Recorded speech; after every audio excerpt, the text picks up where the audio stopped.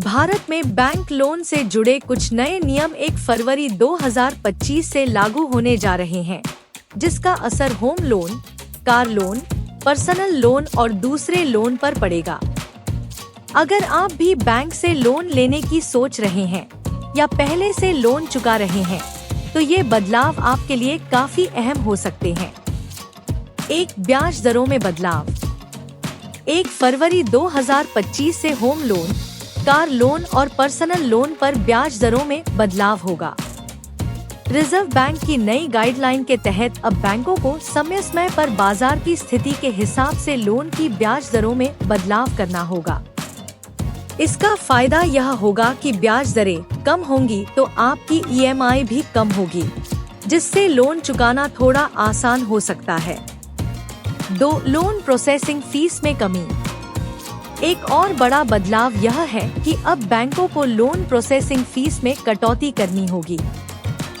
इससे लोन लेने का खर्च कम हो जाएगा। पहले प्रोसेसिंग फीस एक बड़ी लागत थी, लेकिन अब इसे कम करने से लोन लेने की प्रक्रिया थोड़ी सस्ती हो जाएगी, चाहे वह होम लोन हो, कार लोन हो या पर्सनल लोन। 3. लोन अवधि में लचीलापन। अब बैंकों को लोन अवधि में और लचीलापन देना होगा।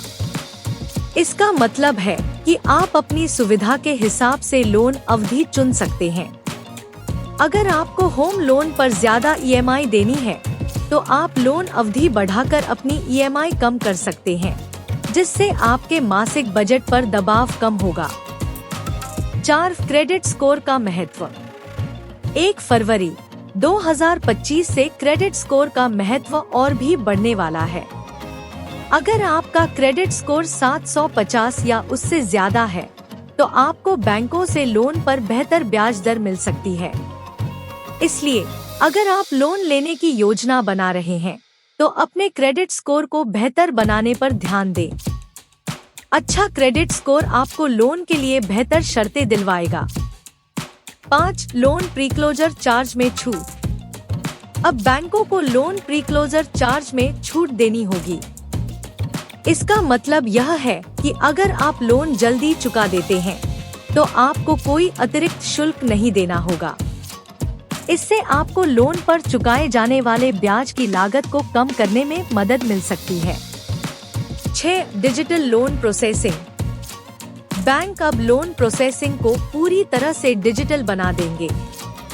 इसका मतलब यह होगा कि अब आप घर बैठे होम लोन, कार लोन या पर्सनल लोन के लिए आवेदन कर सकते हैं। ऑनलाइन आवेदन करने से लोन मिलने की प्रक्रिया तेज और पारदर्शी होगी। साथ ही आप अपने आवेदन की स्थिति को भी ट्रैक कर पाएंगे।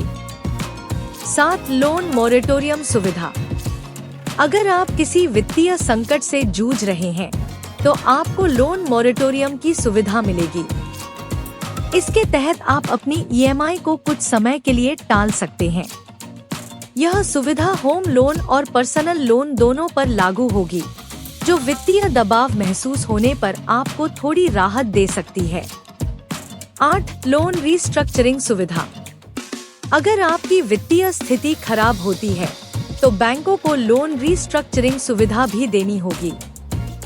इसके जरिए आप अपने लोन की शर्तों में बदलाव कर सकते हैं, जैसे EMI कम करवाना या लोन की अवधि बढ़ाना। इससे आपको लोन चुकाने में आसानी हो सकती है, खास तौर पर तब जब आपकी स्थिति ठीक न हो। 9. लोन डिफॉल्ट पर सख्त कार्रवाई। 1 फरवरी 2025 से लोन डिफॉल्ट पर सख्त कार्रवाई की जाएगी। इसका मतलब है कि अगर आप समय पर अपनी EMI नहीं चुकाते हैं, तो बैंक आपके खिलाफ कानूनी कार्रवाई कर सकते हैं। इसलिए लोन लेने के बाद समय पर अपनी EMI चुकाना जरूरी होगा, ताकि कोई परेशानी न हो। 10. ग्रीन लोन की शुरुआत। अब बैंक ग्रीन लोन की सुविधा भी शुरू करेंगे। यह लोन उन लोगों के लिए होगा जो पर्यावरण के अनुकूल प्रोजेक्ट में निवेश करना चाहते हैं। जैसे अगर आप सोलर पैनल लगा रहे हैं या इको फ्रेंडली कार खरीद रहे हैं, तो आपको ग्रीन लोन मिल सकता है। इन लोन पर ब्याज दरें भी सामान्य लोन से कम हो सकती हैं।